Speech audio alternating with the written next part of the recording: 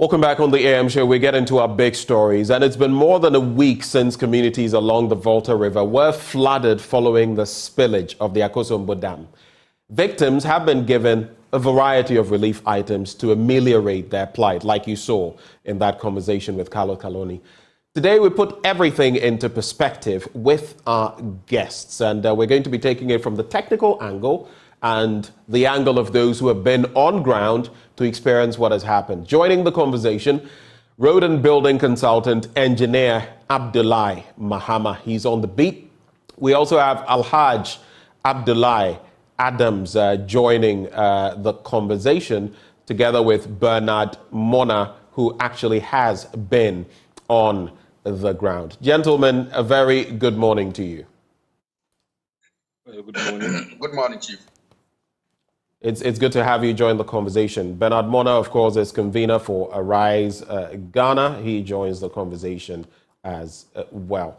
I'll start with you, Bernard. You've been on ground. There's been a lot of talk about military officers leaving the scene around the South Tone area, or Mepe in some instances. That has been debunked by the armed forces, that there had to be redeployment on the back of some challenges. There's also the situation on the ground.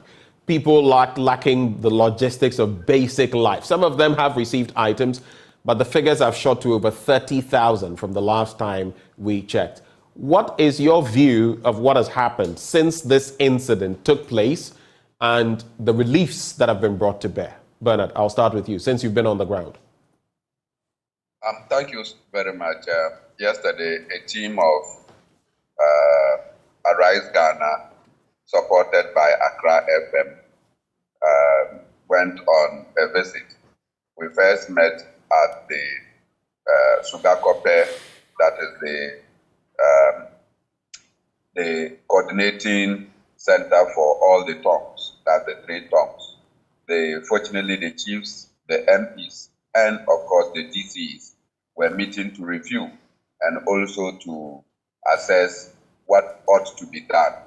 And in the meeting at the Sugakope, the district assembly, the chiefs reiterated their appeal to central government to make available the Sakleme housing project to accommodate most of the people that are displaced, because the conditions in which these people find themselves in their current displaced camps is simply inhuman conditions that they find themselves. Second, it was also evident when we went to particularly New Bakbo area, where the chief of Abadjue and others in that island were completely displaced, and all of them had to move to New Abadjue. They also told us clearly that no, less than 2% of support has come to them, the requirements they need.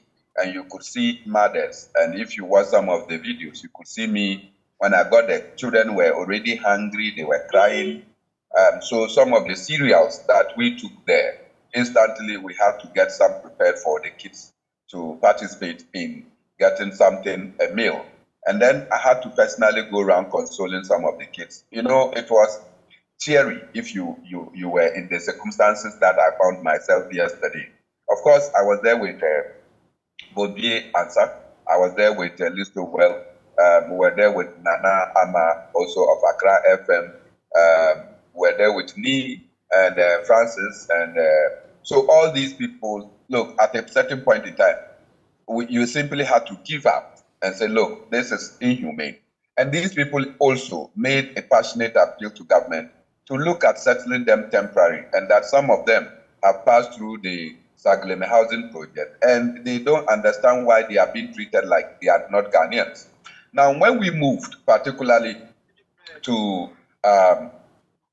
the 14 islands that have been cut off, that is at Mafi, the Vime, we crossed the river or the lake, you know, in their local goods in order to get to Memphis, the Vime.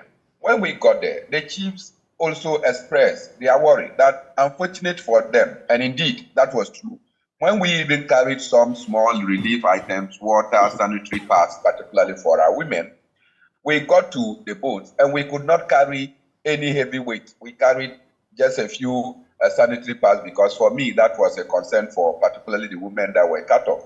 And so the rice, the cereal that we carried, the water, we had to leave them at the back because the boats that we're using, there were only about 3 boats and all of them were occupied. We could not have carried the loads to go and give to the people in Mafe Devimen. And when you got to Mafe Devimen, you realize that, look, whole houses have been submerged. In fact, when we took one of the canoes, we actually crossed the roof, right? The water had consumed the entire house that the canoe passed on top of the roof of the house. So you could see the house below. And such a house, even after the water would have receded, it is evident that the house can.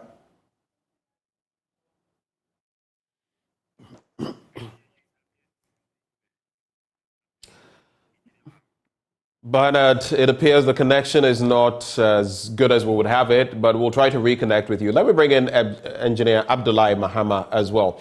From where you sit, from the engineering perspective, there are challenges in that community in terms of their roads, and everything has been inundated with water. But from the perspective of the spillage, as an engineer, what is your reading of this situation? Please come again. From the perspective of the spillage by the VRA, from an engineering perspective, what is your reading of this situation? I ask because some have said, while such flooding may not be the norm year on year, we have to have mechanisms in place from an engineering perspective which would forestall these. There's also been talk about using the water, and there are times when Akosombo is virtually dry, yet we have huge masses of water now, and we don't have any use for them until the next time comes, and we are now calling for water. That's the perspective I'm coming from. Okay, well, I'm sure that we have been giving a lot of information in regards to the global warming and its effects.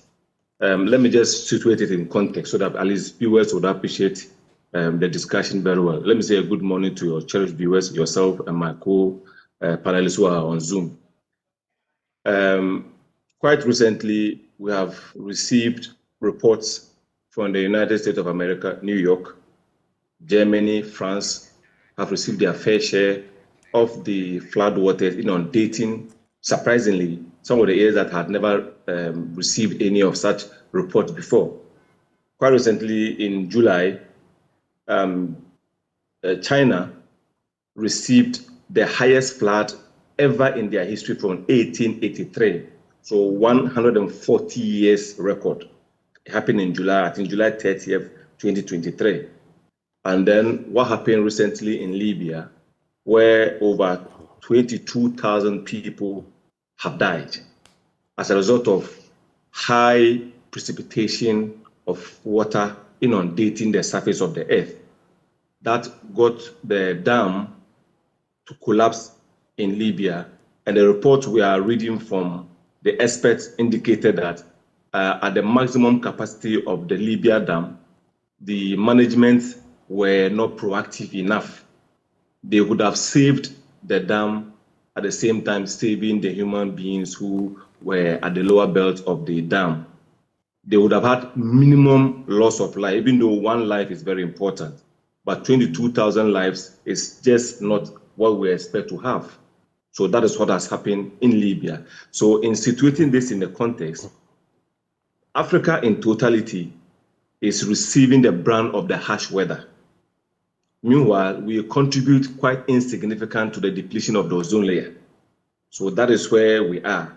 And so when our leaders go for their summits, they have to keep on drumming home the reason why USA and China may have to be contributing some monies to the African community where they are receiving the brunt of what is happening in those developed countries. Engineer Mahama, pardon the intervention, but I was at the Global Climate Adaptation Summit last year in the Netherlands, and some of these matters came up. The countries you mentioned have not lived up to expectation in terms of the billions that have been promised if you have a problem, when you have a problem, you don't just deal with what you expect others to do. You deal with what you can do, what is within your capacity. What is within our capacity are some control mechanisms. Now, the point is that we've not really done much when it comes to such situations and the measures in place to curtail them. What we are seeing in Mepe and different parts of the Volta region could have been contained better. People could have been better informed. The spillages, some have said, could have been, initiated much better. I mean, and even the water we're speaking of, the water. Are we saying that there are no mechanisms, no ways of putting this water to use such that year on year these must be done? Someone was just mentioning to me about Nkrumah and artificial dams and how there were, ideas about channeling some of this water. Some 60 years on, where are we? So is it? Yes. Are we still going to be blaming the Western powers for our woes? Yes. So I've given you what I wanted to say about across the globe, what is happening. I'm coming to Ghana. Whatever we need. In fact, from last week, I've done a lot of this discussion on the sister stations. Whatever we need is that when you are constructing a dam, you look at the topography of the land before you're able to impound water. Fortunately for us, the Creator created the mountains like the gorges. And then it was much easier for us to impound the water with the design of the dam to fit the gorges. Now, that dam that you see there is over 400 kilometers. That's the water it contains. In fact, the surface area of that water is about 3.5% of the total surface area of Ghana. Now, let me come into what is happening. So, people are speaking about the fact that the engineers may not have done their work. What it means is that when you come from the spillage point of the dam towards the coastal belt, there is another buffer dam, which is the pond dam, which takes the residue or the tailings of the dam to also generate some power, as well as Ghana Water Company Limited harnessing the water for supply of water in the country. Now, that topography of the Pond Akuse area to the sea is just 3 meters.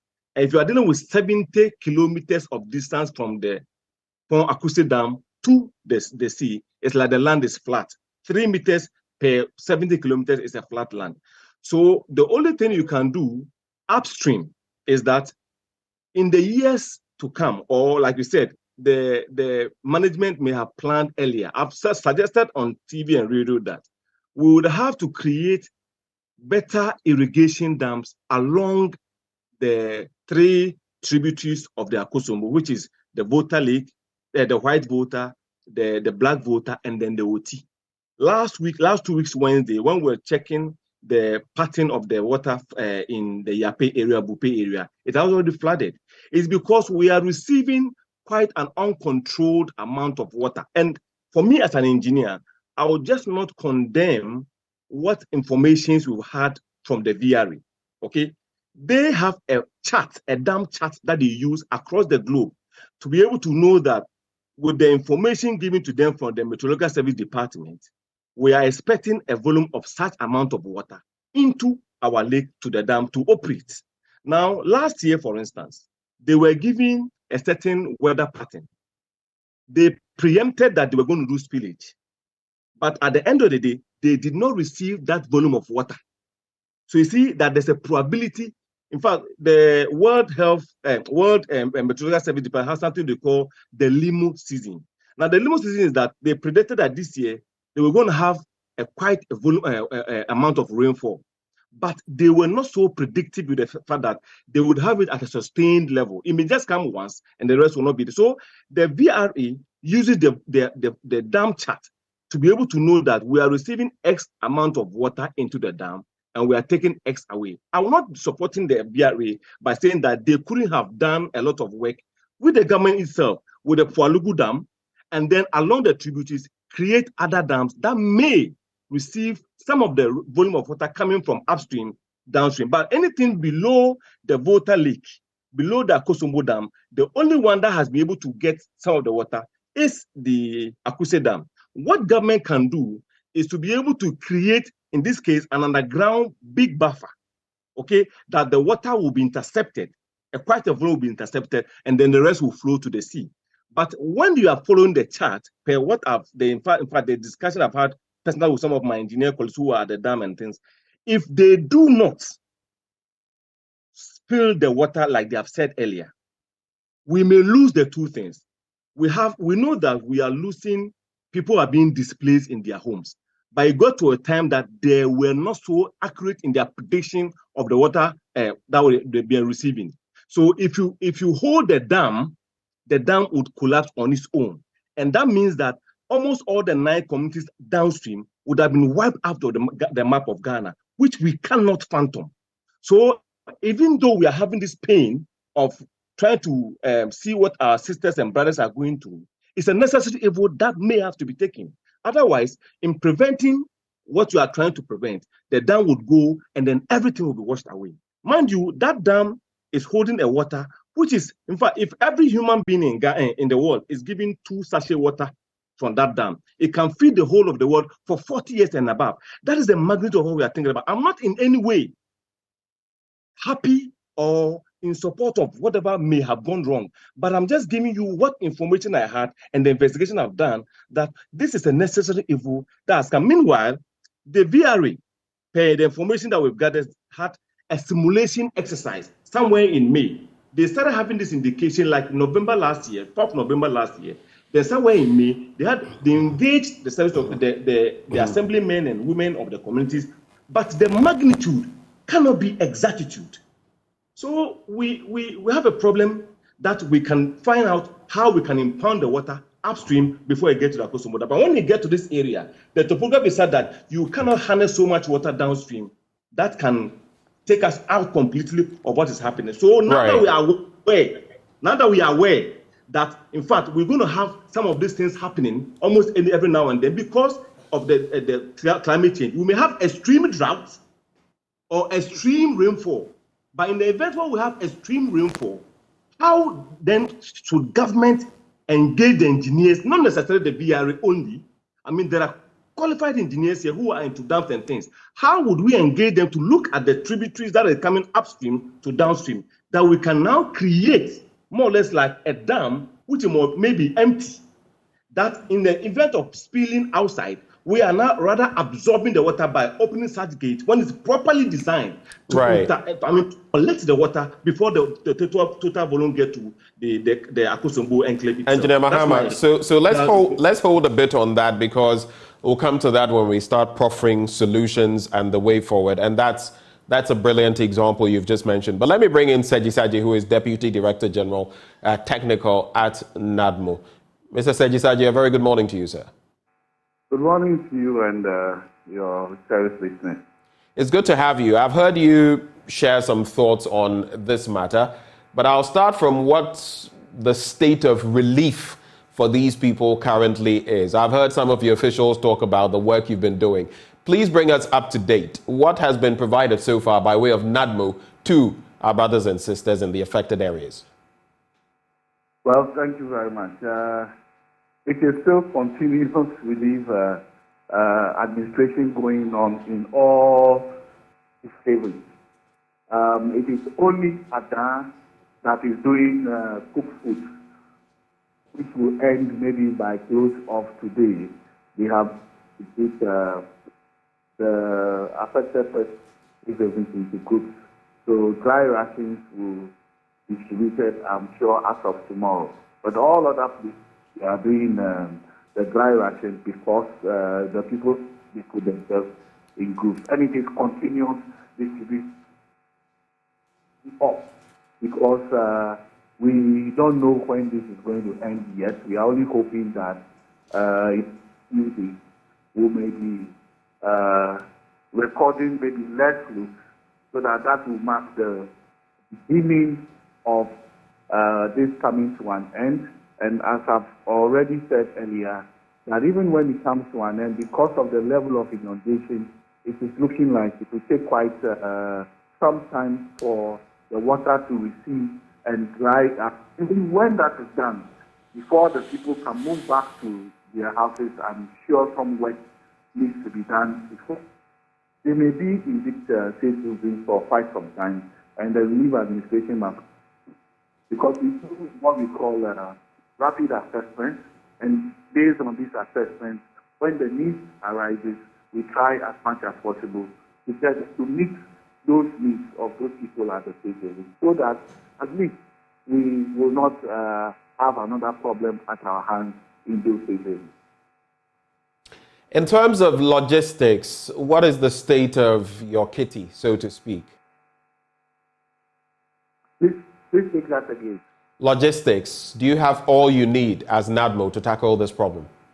Well, that is why I said it is based on the assessment that we know.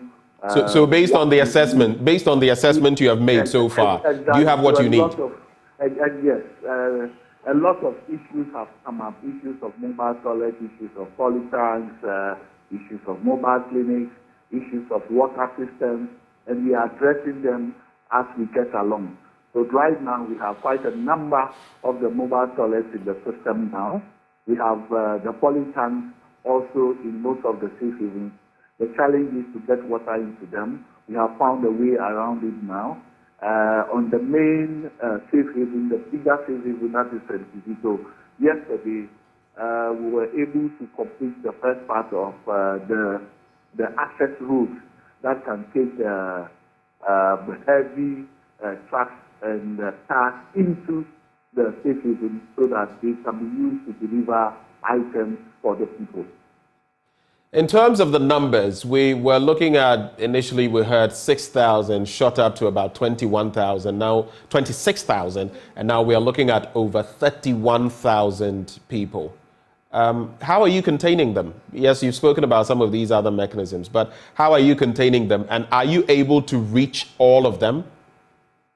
Yes, since it's an unfolding situation, we keep recording affected victims. It is just that the rate of we recording the affected victim has reduced, but the numbers still coming in. We had the 31,000 as of 3 days ago. Today we'll be doing a review this morning. Some numbers have come in, especially from Ada, that is able to put some figures on the displaced persons who are living with friends and family. So we'll be up in about an hour or two, we'll put out the latest figures. The challenge, as I've always said, we are gradually dealing with, is dealing with those who are living in families. We are working through the assemblyment, as I've always the stakeholders in all the communities to identify them. And as we identify them, we administer relief to them. So if I were to ask you, as of today, what is the plan? What is the roadmap? What can we expect to be done in those communities? Especially as the Ghana Meteorological Agency is telling us that rains can be expected in those areas. As we speak now, per the reports we are getting, it's pouring in Akosombo, Somanya, and other areas. And that is also going to impact further spillage, likely. So what is the roadmap for today? Yes, it's actually also pouring here in North Town. It started quite early in the morning and it's pouring quite heavily. And that goes to add to our challenges. But we are continuing with our response efforts. This morning, we are having a meeting with all the stakeholders, the Member of Parliament, the Traditional Council, the Assembly, our disaster management committee members, that is the heads of all the agencies, to look at some few issues and try to harmonize our efforts. Our responsibility placed on us by law is to try and coordinate all these efforts.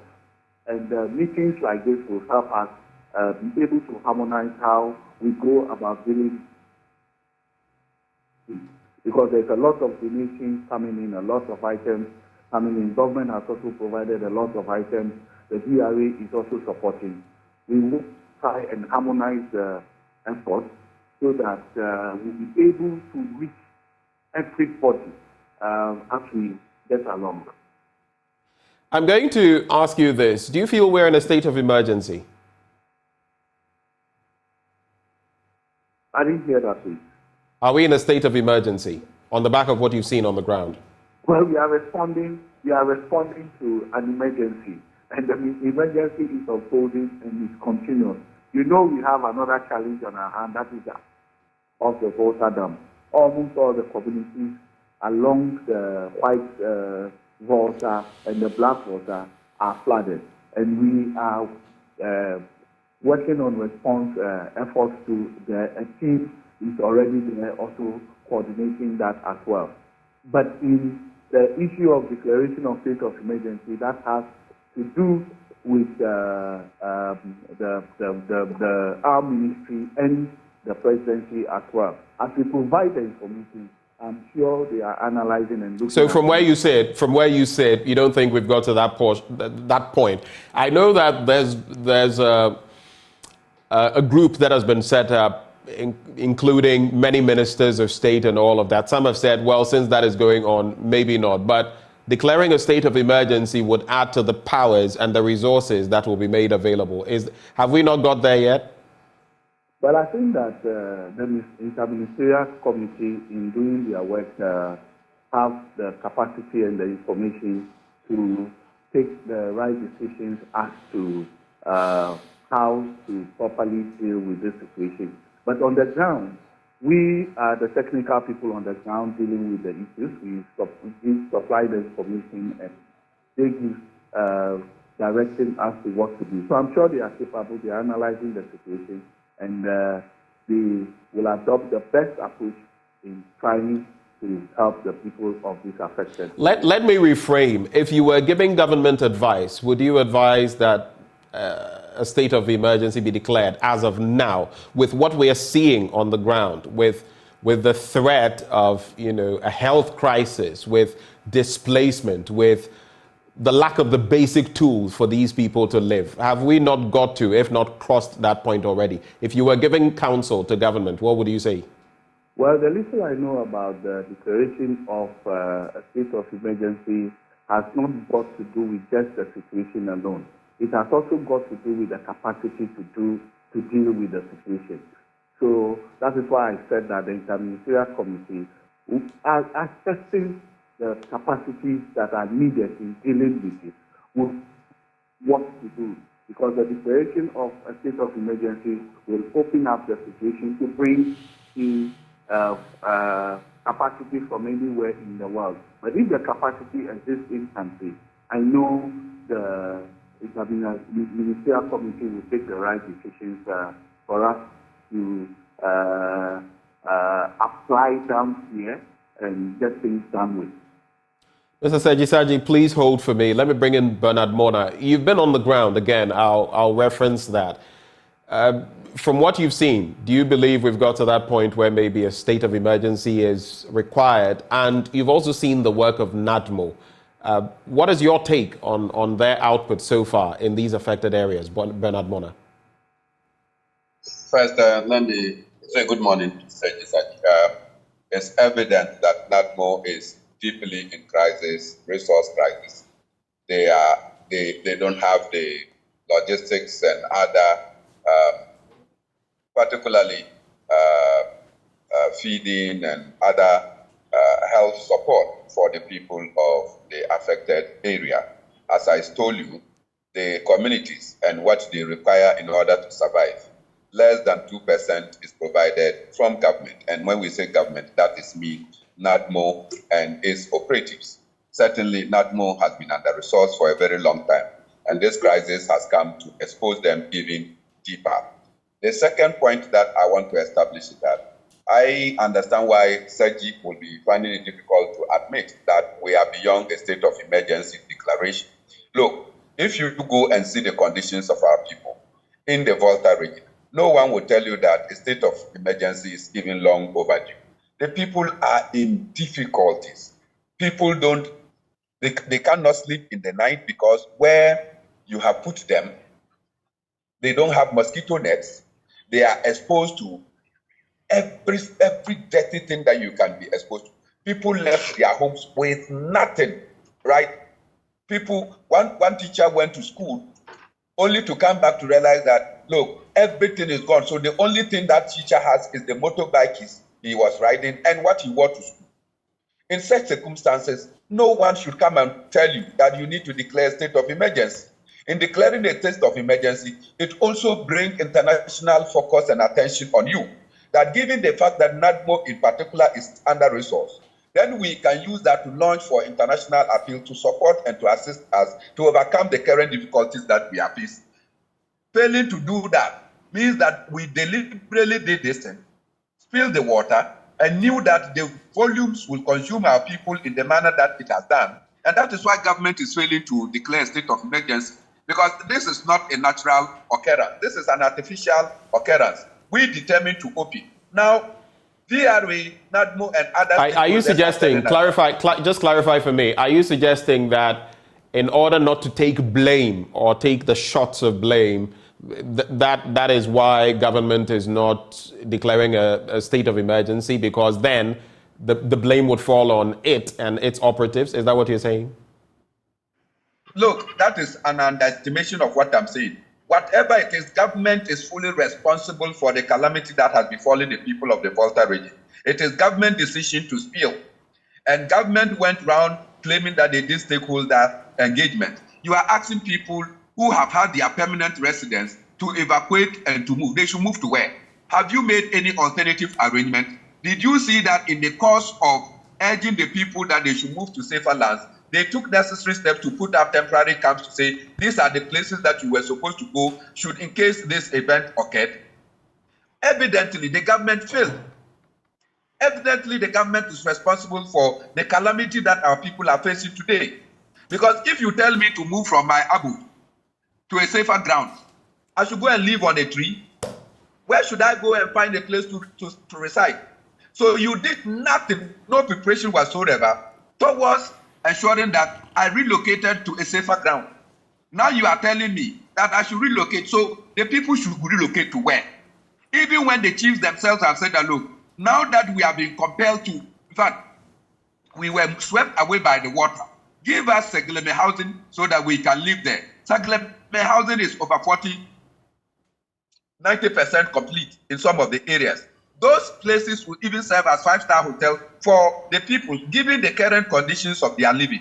If you are failing to do that and you are failing to declare a state of emergency, one would think that government is deliberately punishing the people for no crime of theirs, particularly when the president said that they have not been voting for him. So I will conclude that for not voting for the MPP, this is your punishment. That is why we are not declaring a state of emergency, to attend to this difficult situation that the people find themselves in.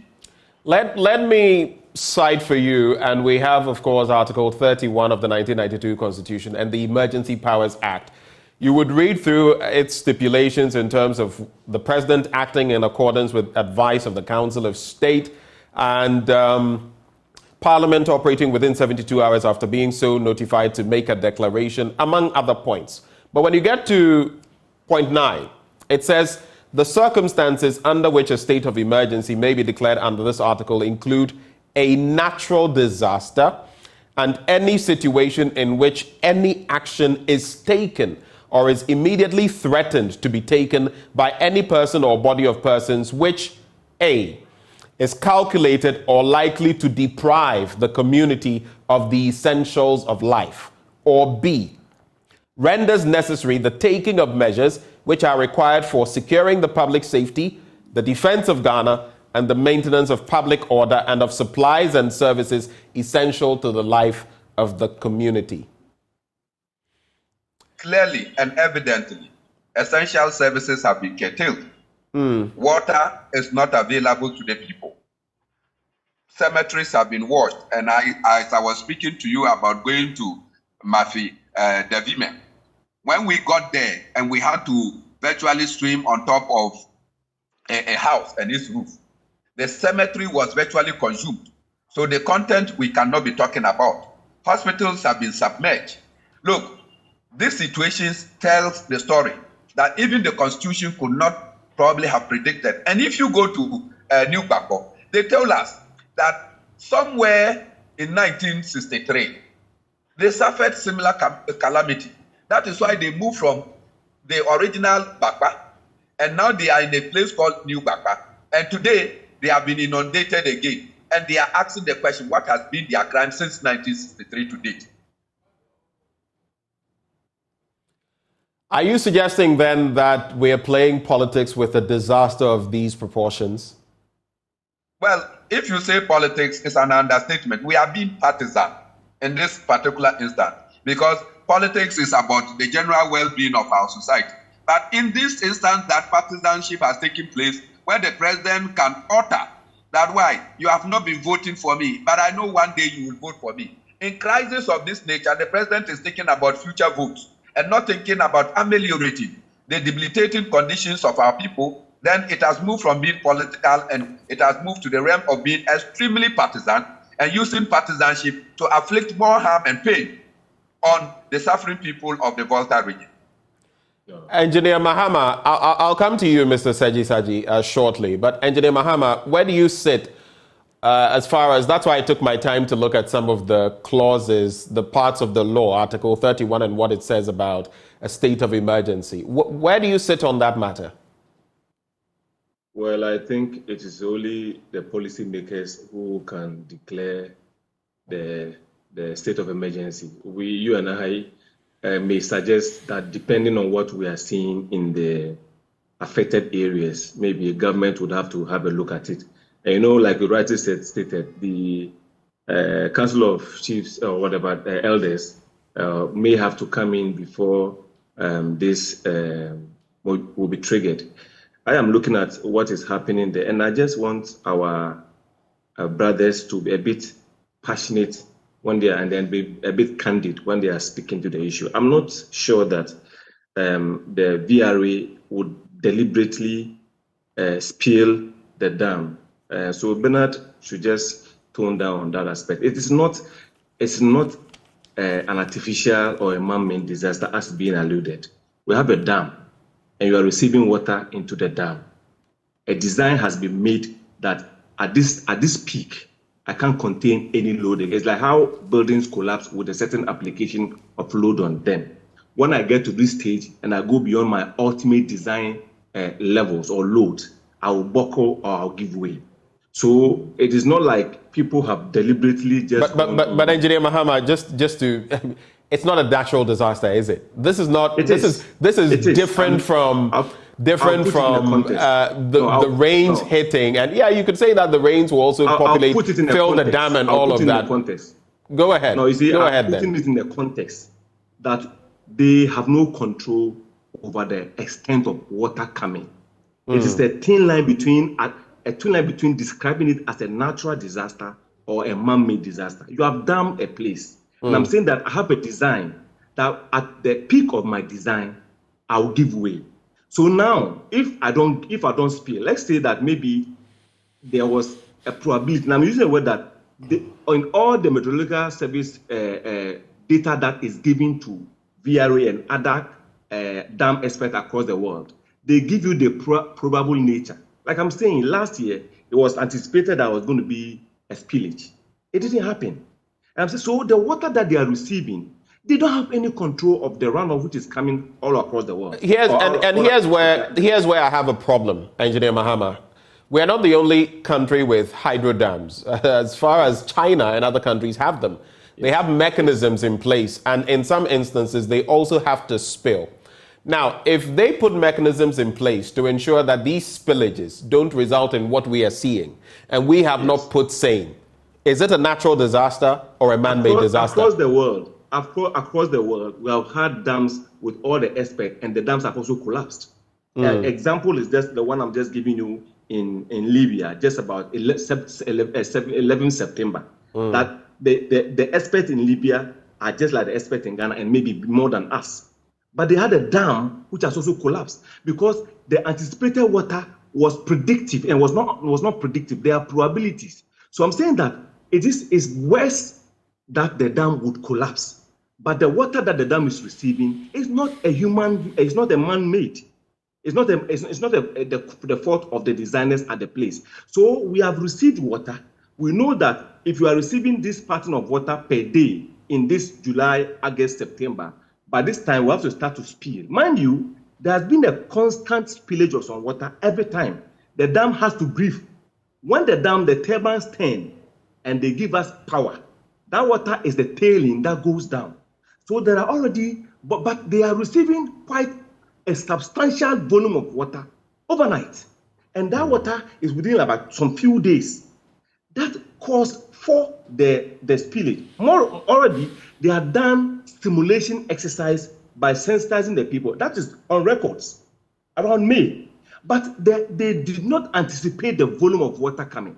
So should I sit down and allow the dam to collapse completely? And at the same time, the thing I'm trying to prevent, I will take it off 100%, or I will go through this challenge, which is not, in fact, it's distasteful.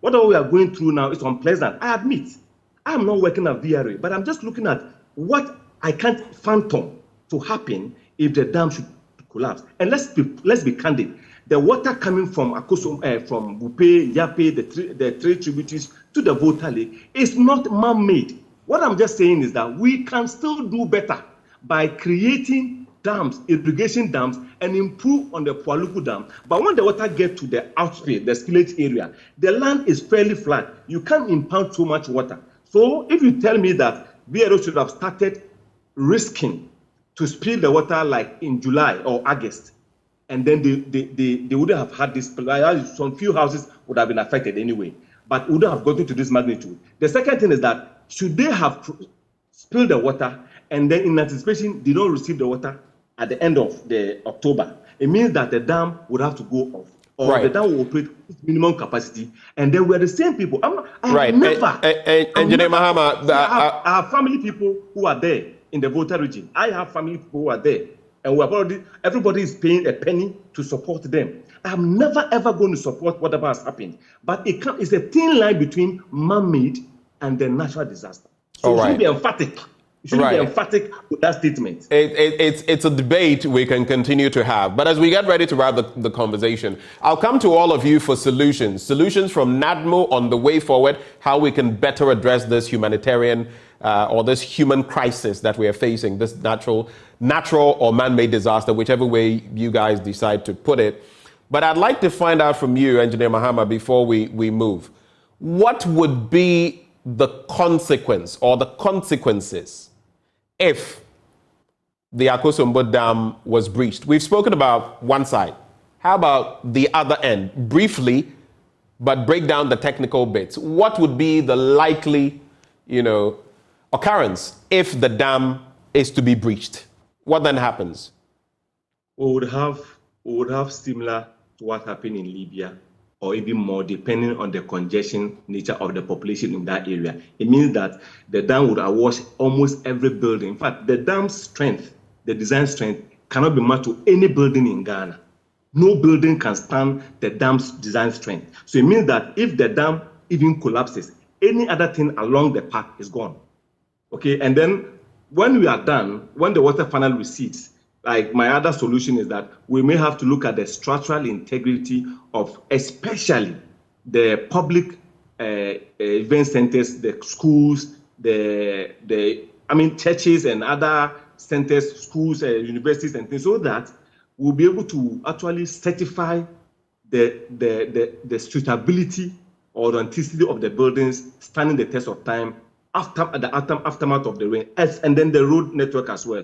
Other buildings within the area may have to also go through the same structural integrity analysis to be able to find out that the buildings are safe for cohabitation when we are done with the water receding finally at the end of the day. We are being told that for the past 3 days, there has not been any rise in the dam. So that's a good news. So we are it's raining now. Yes. You see, what we have to understand is that when it is raining, the direct water that comes onto even the lake is not what even brings it to the spillage. That is like a macrocosm of what we are expecting. The water upstream gathers and collects a volume of water that comes the tributaries that bring, but the catchment area directly on top may be quite insignificant to the volume of water that will be spilled. So whenever we have a problem, when I hear that Bupe, Yape, the northern part is actually having a lot of floods, then my worry is down here. Okay, but in that catchment area, I don't have a problem with it at all. Just to paint a picture, so you're basically saying this is a disaster of mammoth proportions that we're looking at. But you're basically Yes. saying that if the dam were breached, it would be a sort of disaster like we've probably never seen in the history of our country. Is Yes, that what you're saying? and I'm saying that it's a microcosm of what we will see if the dam should go away, because it will take the whole of the communities, wipe them out of the history, including part of Tema. Including part of Tema.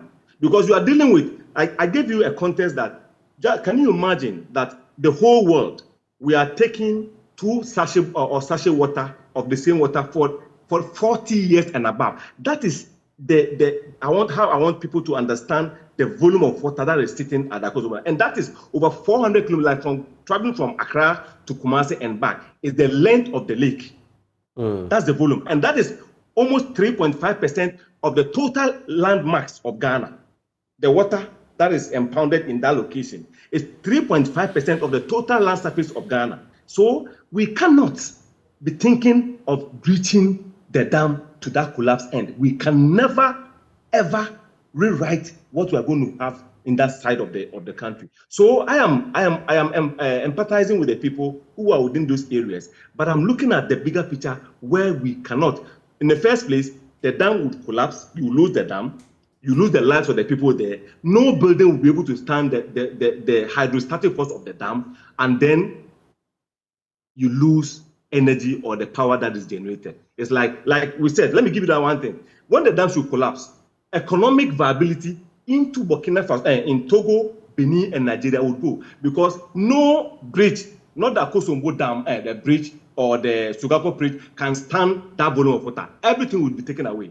If that bridge, the dam should be, let me say, if half of the dam is filled now, that bridge there cannot take the pressure of the dam, and means that everything there will disconnect between Ghana, Togo, Burkina, Benin, and Nigeria. It means we are cut off. You've also spoken about empty dams, but we're going to have to wrap the conversation. Let me come to Mr. Saji. For you, from where you sit, what is the way forward as far as NADMO is concerned? Resources and otherwise. What can be done to aid your work? Solutions?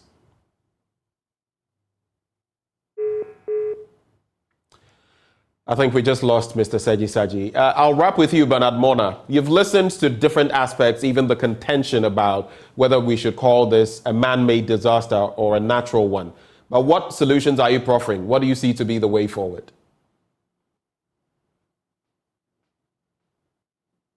Can you hear me, Bernard Mona? An artificial disaster, but the actions of government and government, particularly in this crisis when government is failing to declare a state of emergency so as to marshal all support towards the people of the affected area, given the debilitating conditions of our people and the kind of, if you call, laissez-faire attitude that our government is putting towards our people. The conclusion one can make is that, look, and then you said you are going to do this. Like I said, if you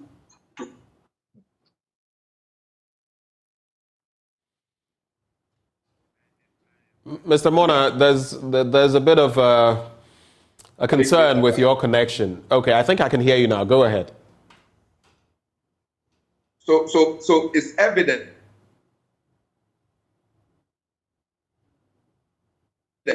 and that is why we are having the levels of harsh conditions that our people are facing. But of course, I have said that when you have a government that rubbishes Galamsey reports by Kwamkwati, when we all know that, look, the more you have the more, what they call forested area, the ability you have in order to contain the ferociousness of water, right? Now, our water sources have all been cleared. The worst is that we have loosened the topsoil so much that even the water, you call it, pitches, have been silted into such a level that now when water is coming, it flows on top instead of flowing below. Then you expect that we'll have this calamity that is befalling us because we are not taking proactive steps to ensure that we kept the Galamsey menace. We are not.